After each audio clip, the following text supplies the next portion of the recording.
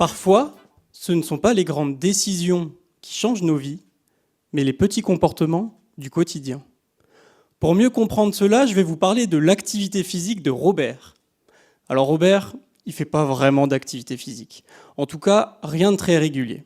Puis des raisons de ne pas pratiquer, Robert, il en a plein. Il pense que c'est plus de son âge et qu'il doit surtout se reposer durant ses traitements. Et oui, ces traitements. Parce qu'au-delà d'avoir 80 ans, Robert, il a un cancer. Quand je le vois, moi, c'est à l'hôpital. Et mon rôle en tant que chercheur, c'est de comprendre comment l'aider à pratiquer une activité physique régulière. Déjà, parce que j'adore le sport, mais aussi parce que l'activité physique, c'est essentiel.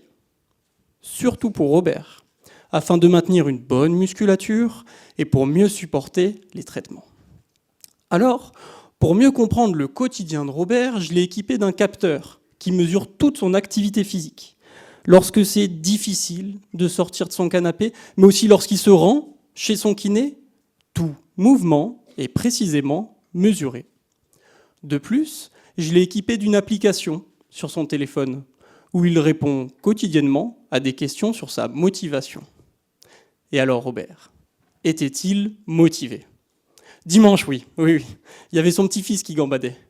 Par contre, lundi, c'était plus compliqué. Il est resté assis, longtemps, devant la télé. Ces variations du quotidien que j'observe grâce au capteur et à l'application m'aident à identifier quelle forme de motivation pourrait prédire l'activité physique à venir. Grâce à cette analyse, je comprends désormais comment accompagner Robert en lui proposant un soutien motivationnel personnalisé. C'est ce que j'ai fait. Je l'ai appelé Robert chaque début de semaine et nous avons défini ensemble des objectifs adaptés. Pas question de lui faire courir un marathon, mais simplement remettre du mouvement là où il en manque. Pour cela, j'ai utilisé des techniques de changement de comportement que j'ai choisies précisément en fonction du profil motivationnel de Robert. Ainsi, plus il se sentait capable et plus il en faisait. Et grâce à ces appels, il est devenu de plus en plus actif jour après jour. Pour Robert et les patients âgés atteints de cancer, l'activité physique n'est pas une option. C'est une intervention réellement bénéfique.